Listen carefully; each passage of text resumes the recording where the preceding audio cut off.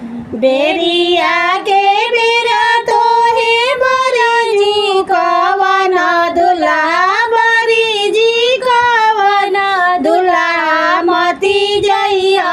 अपन ससुरारी रे लाला नावा अरे मती जइया अपन ससुरारी रे लाला नावा ओही ससुरारिया बेटा रतुली चिरैया अरे रतुली चिरैया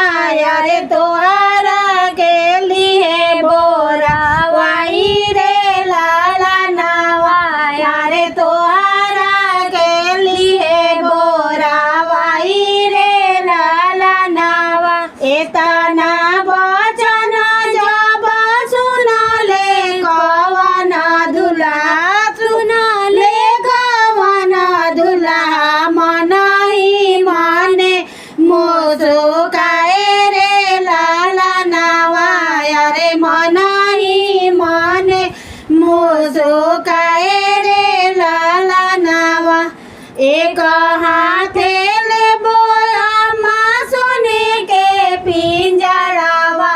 अरे सोने के पिंजड़ावा अरे दूसरे में मुट्ठी भर धान रे लाला नावा अरे दूसरे में मुट्ठी भर धान रे लाला नावा रतुली चिरैया ऐसन धन खियाइबो अरे धन खियाइबो अरे फंसी जाई है हमारो पिंजड़वा रे लाला नावा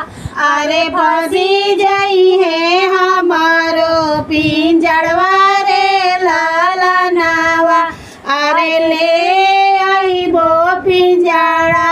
बैठाई रे लाला नावा अरे ले आइबो पिंजड़ा बैठाई रे लाला नावा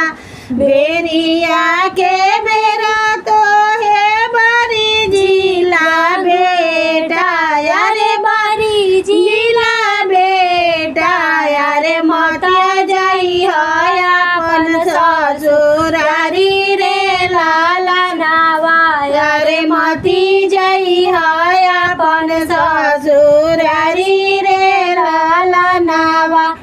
ओही ससुरारिया बेटा चंचल दियावा अरे चंचल दियावा अरे तोहरा के लिए भोरा माई रे लाला नावा अरे तोहरा के लिए भोरा माई रे लाला नावा एक हाथे ले बोया माँ डोलिया का हरावा अरे डोलिया का हरावा अरे दूसर हाथे ले बो मगहे पाना रे लाला नावा अरे दूसर हाथे ले बो मगहे पाना रे लाला नावा चंचल धियावा कल जाइबो अरे अतना सतइबो अरे अतना कल जाइबो अरे ले आइबो डोलिया बैठाई रे लाला नावा अरे ले आइबो डोली बैठाई रे लाला नावा एक बने गईले दूसर बने गईले अरे दूसर बने गईले अरे तीसर बने उनकर ससुरारी रे लाला नावा अरे तीसर बने उनकर ससुरारी रे लाला नावा पोषना हमारा रतुली चिरैया